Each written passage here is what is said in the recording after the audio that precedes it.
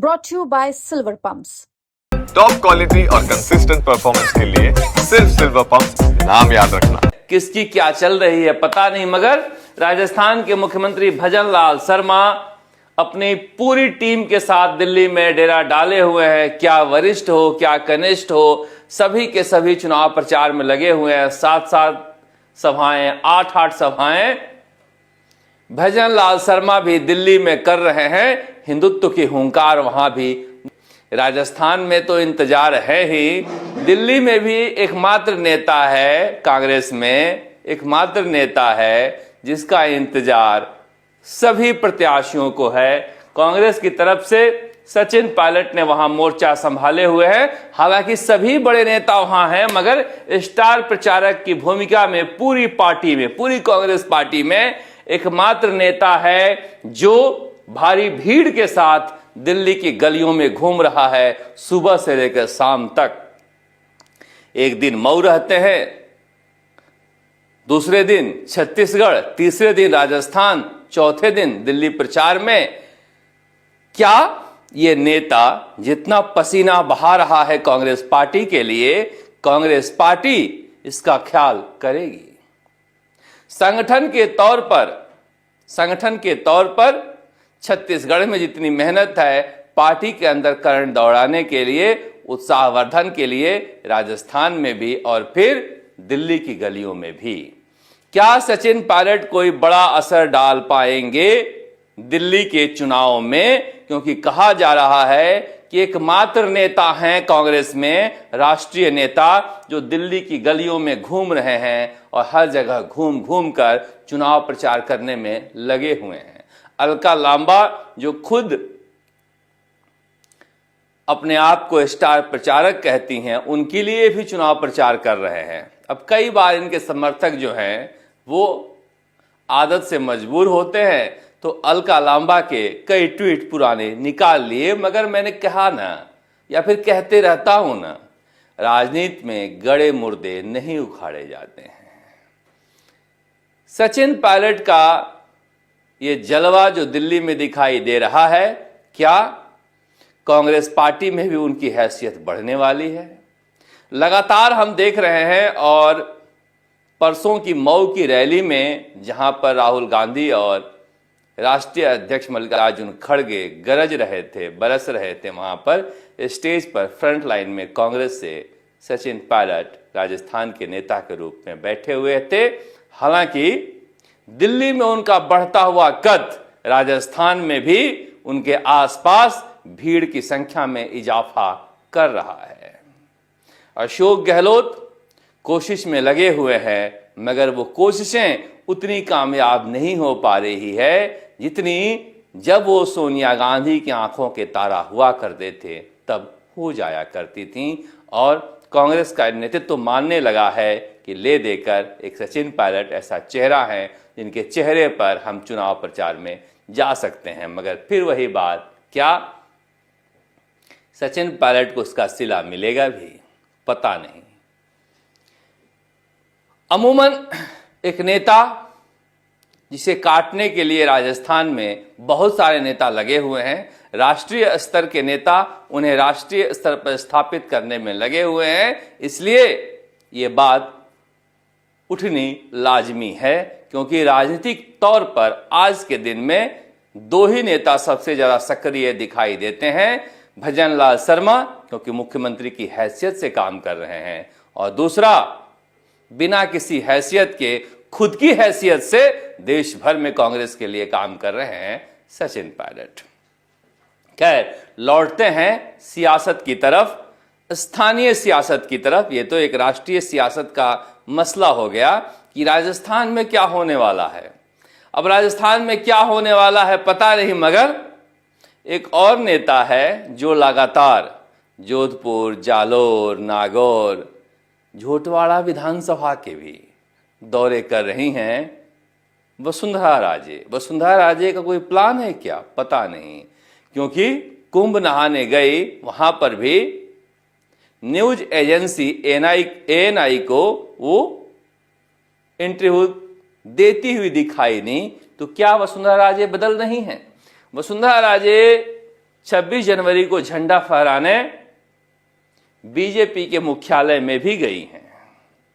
यह आसान नहीं होता इतने बड़े कद का नेता होने के बाद बगल में मदन राठौड़ जब झंडा फहरा रहे हों तो खड़ा होना, मगर क्या झुक जाना ही उठ जाने की कला के मर्म को समझते हुए कोई प्लान चल रहा है।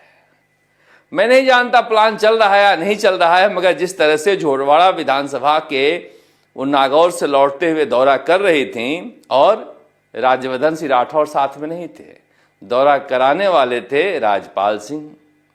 और राजपाल सिंह जहां स्थानीय कार्यकर्ताओं को, लोगों को मिलवा रहे थे गांव दर गांव, ऐसा लग रहा था कि वसुंधरा राजे कहीं 2028 की प्लानिंग अभी से तो नहीं कर रही हैं और पर्दे के पीछे कोई बड़ा गेम तो नहीं है। राजनीति में किसी भी आशंका से इंकार नहीं किया जा सकता, संभावनाएं भरपूर होती हैं।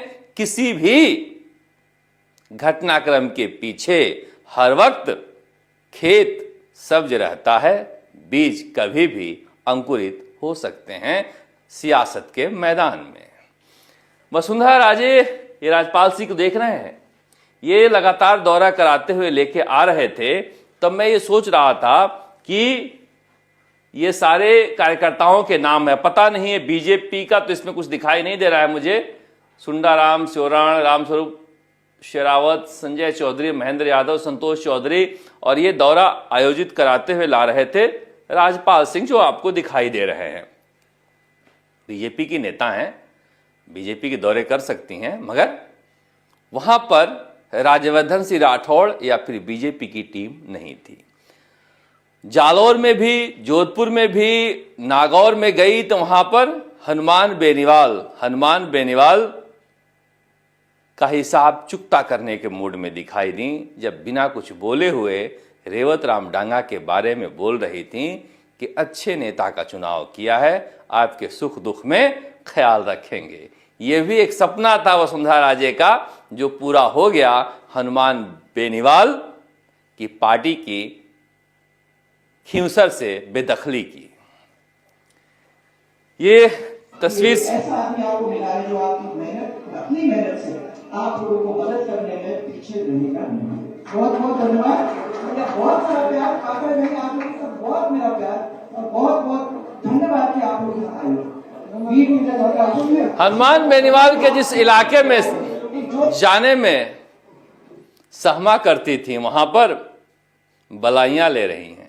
महारानी वसुंधरा राजे घर बैठने के बजाय लगातार जो दौरे कर रही हैं, चुनाव है नहीं, उन दौरों के जरिए वो क्या साबित करना चाहती हैं और क्या उनका गुट कोई प्लान कर रहा है अगले विधानसभा चुनाव को लेकर, क्योंकि इस बार जब पर्ची खुली तो वो हक्का बक्का थी, शायद वो इसके लिए तैयार नहीं थी।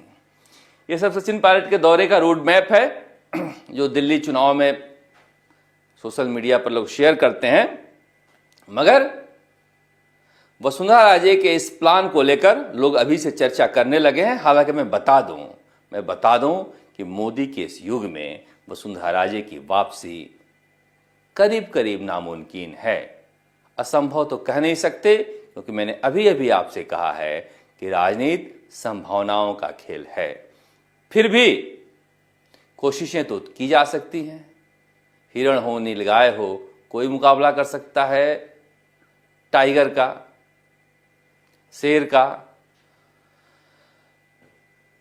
क्या डॉक्टर किरोड़ीलाल मीणा ऊबने लगे हैं, या फिर बाबा परेशान हैं, या फिर उनकी इच्छा की हो नहीं रही है, या फिर वो दूर के खिलाड़ी हैं, रामविलास मीणा का खेल बिगाड़ने के लिए बोले हैं कि मेरे गले में लिपटा हुआ सांप या घंटी उतर जाए तो इनके गले में बंध जाए।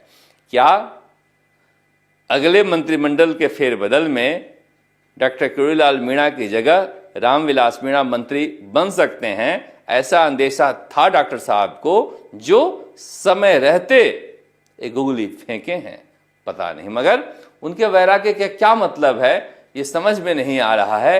वो ऐसे नेता हैं जो उत्तर जाते हैं तो दक्षिण की तरफ देखते हैं, इसलिए दूर दूर तक उनके वैराग्य से उनके राजनीति का कोई लेना देना नहीं है। जब वसुंधरा राजे पहली बार मुख्यमंत्री बनी थी तब भी उन्होंने इस्तीफा दिया था तो वैराग्य हुआ था। बाबा का वैराग्य कभी भी गृहस्थ में लौट सकता है, इसलिए वो दुखी हैं, लिहाजा ऐसा कह रहे होंगे, क्या पता बात बन जाए। मैंने कहा था ना, जब अमित शाह से मिलकर आए थे तो भारी उत्साहित थे, उत्साहों से लबारेज थे। पता नहीं क्या कहा था अमित शाह ने, मगर मैंने आपसे तब कहा था कि अगर अमित शाह से कह आए सारी बातें और फिर भी हालात नहीं सुधरे तो फिर आखिरी मुकाम से कहां जाना, आखिरी मुकाम से वैराग्य की तरफ जाना, पता नहीं। सियासतदान वैराग्य लेते नहीं हैं।